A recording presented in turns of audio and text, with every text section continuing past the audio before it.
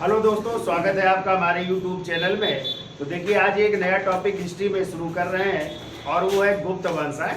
तो देखिए, गुप्त वंश के जानकारी जो है हमें जो है साहित्यिक जो है स्रोत है, पुरातात्विक स्रोत है या अभिलेखीय जो है उनसे जानकारी प्राप्त होती है। तो गुप्त वंश के जो संस्थापक थे वो कौन थे? श्री गुप्त थे। जबकि यदि बात की जाए कि इस वंश के वास्तविक संस्थापक कौन थे, तो चंद्रगुप्त प्रथम थे। कौन थे? चंद्रगुप्त प्रथम थे इस वंश के वास्तविक संस्थापक थे। ठीक है। यदि बात की जाए कि गुप्त वंश के अंतिम शासक कौन थे, तो विष्णु गुप्त थे। ठीक है। अब यदि बात की जाए कि गुप्तों की राजधानी क्या थी, तो देखो, प्रारंभिक राजधानी थी पाटलिपुत्र। लेकिन आप लोग जब पढ़ेंगे कि चंद्रगुप्त द्वितीय विक्रमादित्य ने पाटलिपुत्र के अतिरिक्त जो है विद्या की दृढ़ से अपनी दूसरी राजधानी बनाई थी और वो थी उज्जैनी। कौन थी? उज्जैनी थी। ठीक है। तो जो संस्थापक थे यानी श्री गुप्त जो थे, उन्होंने केवल महाराज की उपाधि धारण की थी और उनके पुत्र जो थे घटोत्कच, उन्होंने भी केवल महाराज की उपाधि धारण की थी। लेकिन जिसे गुप्त वंश का वास्तविक संस्थापक माना जाता है यानी चंद्रगुप्त प्रथम को, उन्होंने उपाधि धारण की थी महाराजा धीराज की और एक संवत भी चलाया था जिसे कहते हैं गुप्त संवत। और इस गुप्त संवत की डेट है 319 ईस्वी या कहीं कहीं आपको 320 ईस्वी मिलेगी। ठीक है। तो पहले तो लिखिए कुछ घटनाएं जो है, तो लिखिए पहले संस्थापक गुप्त वंश क्या है, तो लिखते चलिए गुप्त वंश के संस्थापक। तो गुप्त वंश के संस्थापक लिखिए श्री गुप्त। श्री गुप्त है। फिर याद बात की जाए वास्तविक संस्थापक की, तो लिखिए वास्तविक संस्थापक। वास्तविक संस्थापक और गुप्त वंश के वास्तविक संस्थापक हैं चंद्रगुप्त प्रथम। चंद्रगुप्त प्रथम इस वंश के वास्तविक संस्थापक हैं। अब ये बात की जाए कि गुप्त वंश के अंतिम शासक कौन है। अंतिम शासक लिखिए विष्णुगुप्त है। विष्णुगुप्त गुप्त। ठीक है। अब ये बात की जाए राजधानी की कि गुप्तों की राजधानी क्या थी, तो राजधानी आप लोग दो राजधानी लिखिए। पहली लिखिए पाटलिपुत्र, पाटलिपुत्र राजधानी थी और दूसरी राजधानी थी वल्लभी। और इसको राजधानी बनाया था चंद्रगुप्त द्वितीय विक्रमादित्य ने। चंद्रगुप्त द्वितीय उज्जैनी थी। ठीक है, वल्लभी नहीं थी, उज्जैनी थी। तो विद्या की दृष्टि से इन्होंने राजधानी बनाई थी उज्जैनी को। तो दूसरी राजधानी थी उज्जैनी और इसको बनाया था चंद्रगुप्त द्वितीय विक्रमादित्य ने। ठीक है। अब यदि बात की जाए जानकारी के स्रोत कि गुप्तों के विषय में जानकारी हमें किससे मिलती है, तो जानकारी के स्रोत। तो जानकारी के स्रोत में आप लोग जो है पहले तो हमें पुराणों से जानकारी मिलती है और पुराणों में भी बात की जाए तो गुप्तों की जानकारी हमें वायु पुराण से प्राप्त होती है। इसके बाद लिखिए कालिदास की पुस्तक, और कालिदास की पुस्तक है अभिज्ञान शाकुंतलम से भी हमें गुप्त वंश की जानकारी प्राप्त होती है। अभिज्ञान शाकुंतलम।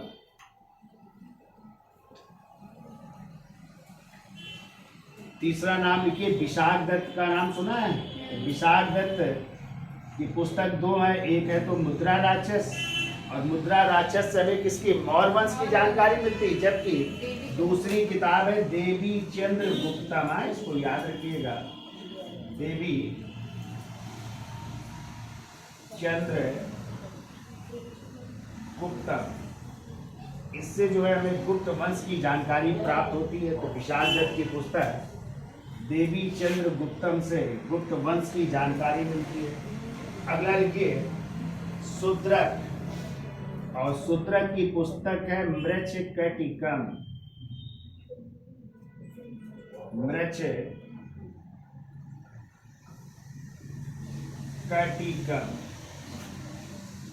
इससे भी हमें गुप्त वंश की जानकारी प्राप्त होती है। फिर लिखिए वात्सायन, और वात्सायन की पुस्तक है कामसूत्र। कामसूत्र, इससे भी हमें गुप्त वंश की जानकारी प्राप्त होती है। यहाँ तक आ रहा है, तो इससे भी हमें गुप्त वंश की जानकारी प्राप्त होती है। ठीक है। फिर देखिए वाणभट्ट की पुस्तक, वाणभट्ट की पुस्तक दो है, हर्षचरित और कादम्बरी। तो हमें वाणभट्ट की पुस्तक हर्ष चरित से जो है गुप्तों की जानकारी प्राप्त होती है। इसके अलावा वर्धन वंश के शासक थे हर्षवर्धन। हर्षवर्धन एक शासक होने के साथ साथ एक साहित्यकार भी थे, और इनकी रचनाएं हैं 3, इनसे भी हमें गुप्तों की जानकारी प्राप्त होती है। एक किताब है नागानंद, दूसरी पुस्तक है प्रियदर्शिका, और तीसरी पुस्तक है रत्नावली। तो इनसे भी हमें गुप्तों की जानकारी या गुप्त शासकों के बारे में जानकारी प्राप्त होती है। ठीक है। तो ये भी लिख लीजिएगा, वात्सायन की कामसूत्र, वाणभट्ट की हर्षचरित, दूसरी इनकी एक और किताब है, लिख लेना, कादम्बरी है। तो ये तो हो गए जानकारी के स्रोत जिनसे हमें गुप्त वंश की जानकारी प्राप्त होती है। अब किन शासकों ने इनके विषय में कि ये किस जाति के थे, किस धर्म को मानने वाले थे, उनकी हम चर्चा कर लेते हैं। इतना लिख लीजिए, फिर इसको बिगाड़ करके फिर इधर लिखते हैं। लिखिए इतना। तो देखिए ये गुप्त शासक किस जाति के थे, किस वंश से थे, उनकी चर्चा कर लेते हैं। तो इतिहासकार है काशी प्रसाद जायसवाल, और काशी प्रसाद जायसवाल जी कहते हैं कि ये लोग जो है जाट जात के थे या शूद्र जात के थे, और कहाँ के रहने वाले थे, पंजाब के रहने वाले थे। ठीक है। ऐसे रोमिला थापर जी कहती इनके नाम के आगे गुप्त लगा है, तो ये किस जात के थे, वैश्य जात का उन्होंने माना है। जबकि मंजूमदार जो है उन्हें चंद्रवंशी है, क्षत्रिय कहते। तो अलग अलग इतिहासकारों ने अलग अलग माना है, लेकिन जो ज्यादा उपयुक्त है कि गुप्त वंश किस वंश से संबंधित है, तो वो वैश्य जात के थे। ठीक है। किस जात से थे, वैश्य जात के थे, ये ज्यादातर इतिहासकारों ने माना है। ठीक है।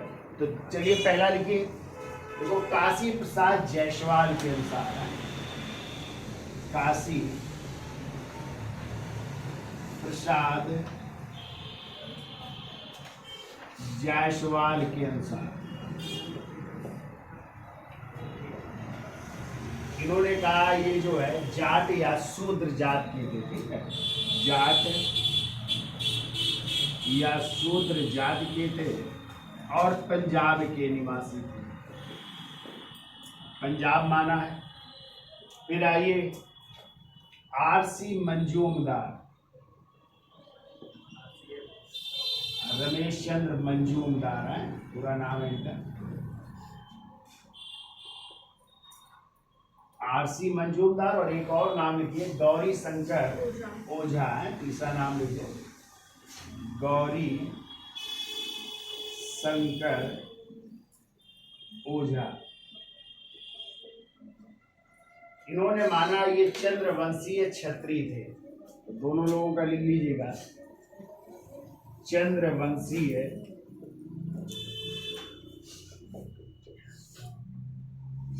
क्षत्रिय माना है।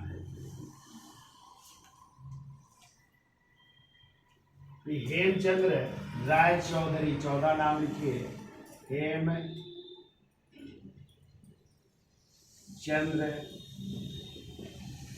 राय चौधरी।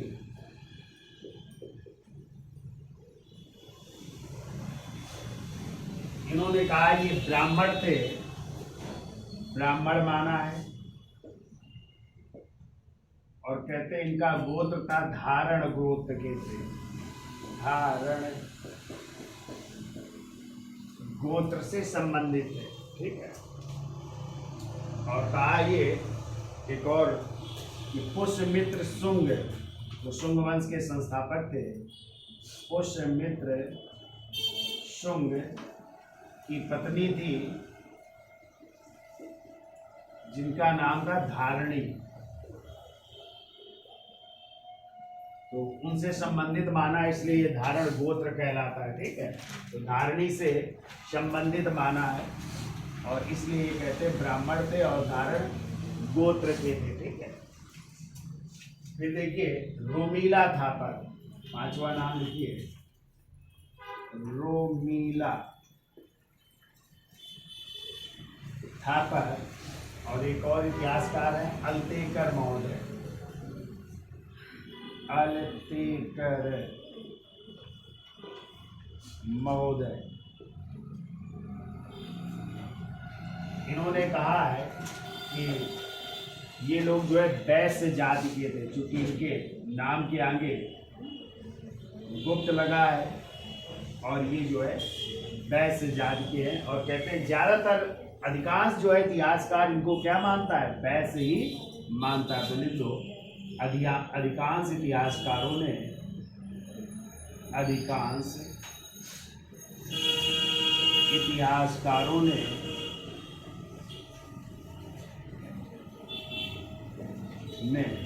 इन्हें वैश्य माना है, ठीक है, वैश्य जाति के। ये ज्यादातर जो है, ज्यादातर इतिहासकारों ने इन्हें वैश्य माना है, ठीक है।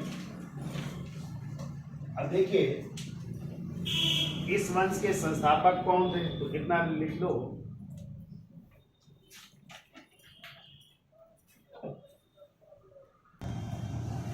तो देखिए गुप्त वंश के संस्थापक की यदि बात की जाए कौन थे, तो गुप्त वंश के संस्थापक थे श्री गुप्त, ठीक है, संस्थापक थे श्री गुप्त। और इनका टाइम है 275 ईस्वी, 275 ईस्वी में इन्होंने गुप्त वंश की स्थापना की। और इन्होंने जो है, ये पूछा जाए उपाधि कौन सी धारण की, इन्होंने केवल जो है महाराज की उपाधि धारण की थी, ठीक है, महाराज की उपाधि धारण की। और क्वेश्चन आता है कि गुप्त शासक किसके सामंत थे, ठीक है, तो ये जो है कुषाणों के सामंत थे, कुषाण शासकों के सामंत थे, कुषाणों के सामंत थे।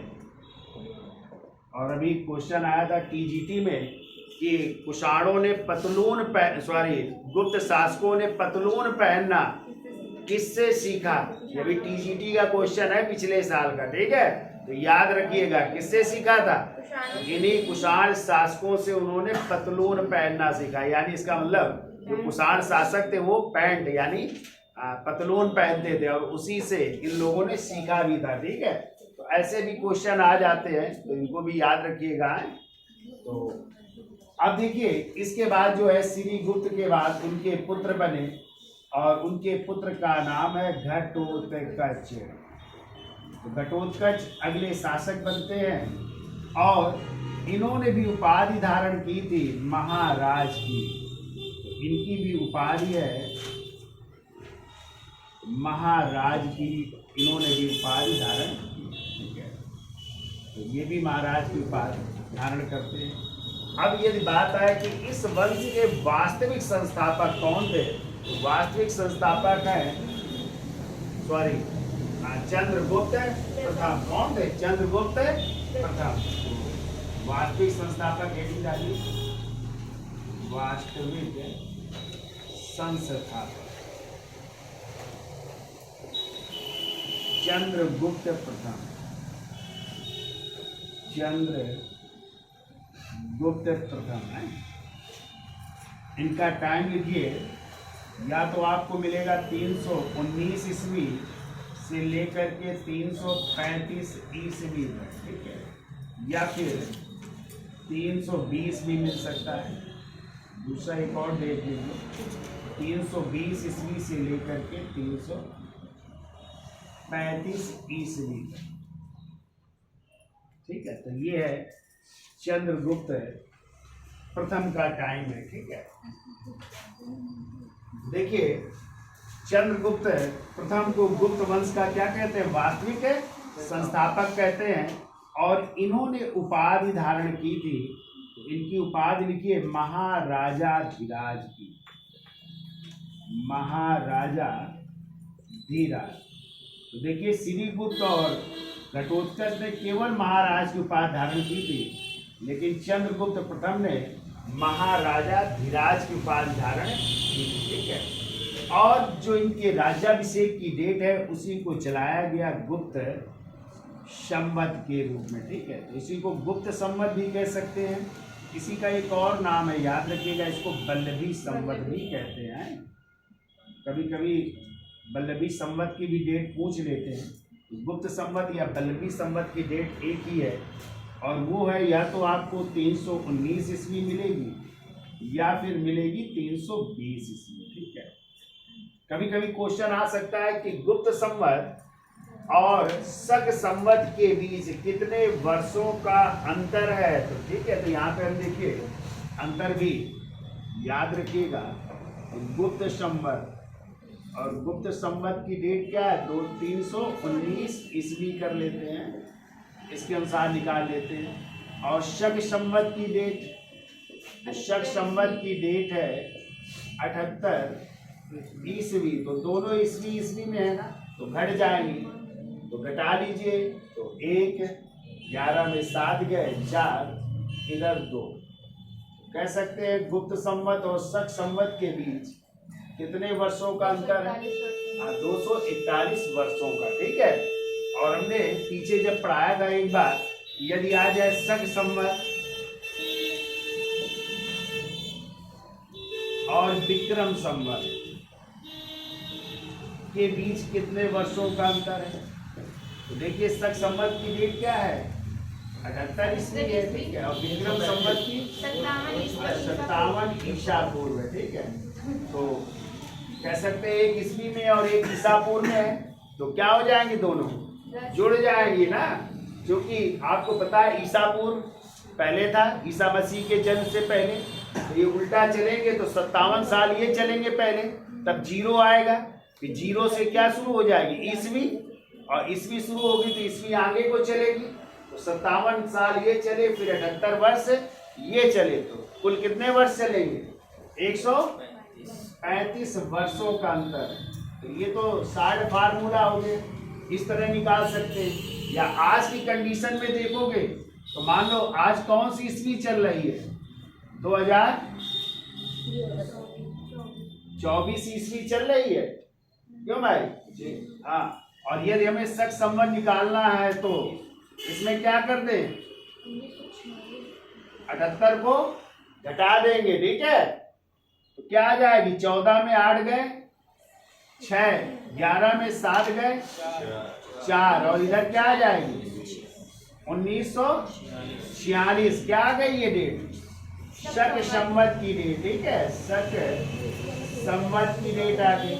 और यदि विक्रम संवत निकालना हो तो क्या करेंगे, जैसे 2024 क्या है, ईस्वी है, और विक्रम संवत की डेट क्या है, 57 ईसा पूर्व है। तो अब जो है दोनों को क्या कर देंगे, ईस्वी में एक ईसा पूर्व में जोड़ देंगे ना, तो 7 4 11, 5 2 7 1 8, और इधर 2081 क्या चल रहा है, विक्रम संवत चल रहा है, ठीक है। अब इस तरह भी निकाल सकते हैं आप लोग, 2081 में आप क्या कर दे, 1946 घटा दें, ठीक है।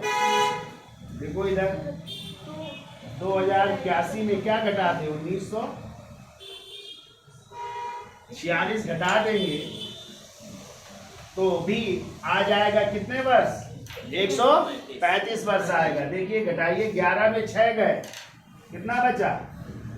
5 बचे। इधर कितने बचे? 7। 7 में 4 गए, 3। इधर 10, 10 में 9 गए, 1। तो भी दोनों के बीच कितने वर्षों का? 135 वर्षों का अंतर। तो इस तरह भी निकाल सकते हैं, ठीक है। तो ये भी सही है। और यहाँ पे हमने 60 फार्मूला अपना दिया, क्यों तमाम करो, ठीक है। एक शक संवत में, एक विक्रम संवत में, इस तरह भी निकाल सकते हैं, ठीक है। तो आएगा उतना ही। या आज की डेट में देखोगे दोनों के बीच अंतर, तो इस तरह निकाल सकते हो। 2024 में 78 घटा दो तो आ जाएगी शक संवत, और इसमें 2024 में 57 जोड़ दो तो क्या आ जाएगी? विक्रम। अब दोनों के बीच अंतर निकालना है तो कर सकते हैं। 2081 में 1946 को घटा दीजिए, तब भी आ जाएगा 135। या फिर यहाँ पे दोनों को क्या कर दीजिए? जोड़ दीजिए, वो भी सही है, ठीक है। हाँ, तो एक हमारे जो है देखने वालों ने जो है कहा था, ये कैसे आ गए, जुड़ कैसे गए, ठीक है, शक संवत और विक्रम संवत। हाँ, यही थी कहानी, ठीक है। तो ये दोनों सही है भाई, ये भी सही है, क्योंकि ईसा पूर्व उल्टा चलते हैं और ईस्वी आगे को चलते। 57 साल चलोगे तभी तो ईस्वी शुरू होगी, ठीक है। तो ये भी सही है, ठीक है। तो चलिए, हमने दोनों चीज बता दी है, ये भी आप लोग समझ लीजिएगा, इस तरह भी सही है, ठीक है। तो घटा भी दिया है हमने यहाँ पे और इधर जोड़ भी दिया, ठीक है। दोनों सही है, क्योंकि यहाँ पे निकाला गया, निकालने के बाद घटाया। क्योंकि अभी यहाँ पे क्या है, ये भी ईस्वी में है और ये भी क्या है, ईस्वी में है ना। हाँ, तो ये 2081 विक्रम संवत चल रहा है ना। और शक संवत की डेट क्या? 1946। तो चलिए अब आगे चलते हैं। तो कौन है अगले शासक? चंद्रगुप्त प्रथम की चर्चा चल रही थी। इतना नोट कर लिया? नोट कर लो। अब देखिए, चंद्रगुप्त प्रथम का विवाह हुआ था लिच्छवी राजकुमारी। और लिच्छवी राजकुमारी कौन थी? कुमार देवी से। किससे हुआ था? कुमार देवी से हुआ था। और इसीलिए चंद्रगुप्त प्रथम ने सिक्के भी चलाए थे। कैसे? राजा रानी प्रकार के, या यूं कहते हैं विवाह प्रकार के सिक्के, ठीक है। तो इन सिक्कों पर जो है चंद्रगुप्त प्रथम को अपनी पत्नी कुमार देवी को क्या देते हुए? अंगूठी देते हुए दिखाया गया है। जबकि दूसरी तरफ जो है, यानी पृष्ठ भाग में किसकी आकृति बनी हुई है? दुर्गा की आकृति बनी हुई है। तो लिखिए अगला पॉइंट, देखो, चंद्रगुप्त प्रथम का विवाह, चंद्रगुप्त प्रथम का विवाह लिच्छवी नरेश, लिच्छवी नरेश, उनका नाम था वृषदेव, 13वें नंबर के थे। तो वृषदेव 13वें की पुत्री कुमार देवी के साथ हुआ था, कि पुत्री कुमार देवी के साथ हुआ था, ठीक है। फिर के अगला पॉइंट, चंद्रगुप्त प्रथम ने राजा रानी प्रकार की, राजा रानी प्रकार भी कह सकते हैं, इनको विवाह प्रकार के सिक्के भी कह सकते हैं, विवाह प्रकार के सिक्के चलाए। और इन सिक्कों पर अपनी पत्नी कुमार देवी को, अपनी पत्नी कुमार देवी को क्या देते हुए? अंगूठी देते हुए, अंगूठी देते हुए दिखाया गया है। जबकि पृष्ठ भाग में, यानी दूसरी तरफ, दुर्गा की आकृति अंकित है, दुर्गा की आकृति अंकित है, ठीक है, दुर्गा की आकृति अंकित है। तो ये कहानी है चंद्रगुप्त प्रथम की, ठीक है। अब चंद्रगुप्त प्रथम की मृत्यु के बाद उनके पुत्र समुद्रगुप्त अगले क्या बनेंगे, शासक बनेंगे। लेकिन कहते हैं समुद्रगुप्त से पहले एक और शासक का नाम आता है और उस शासक का नाम है कांच, ठीक है। हाँ, तो लेकिन कुछ लोग कहते हैं वो समुद्रगुप्त के भाई थे, ज्यादा ऐतिहासिकता नहीं, लेकिन कुछ उनके सिक्के प्राप्त हुए हैं, इसलिए हो सकता है कुछ समय के लिए कौन बने हो, कांच शासक रहे हो, ठीक है। तो उनकी भी हम चर्चा कर लेंगे।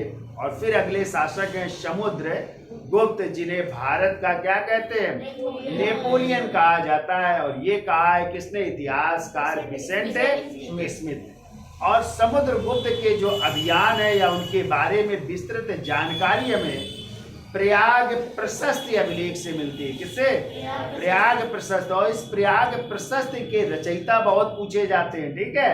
तो इसके रचयिता हरिसेन, कौन है, हरिसेन। और ये प्रयाग प्रशस्ति ब्राह्मी प्लस संस्कृत अर्थात चप्पू शैली में गद्य और पद्य में लिखी गई है, ठीक है।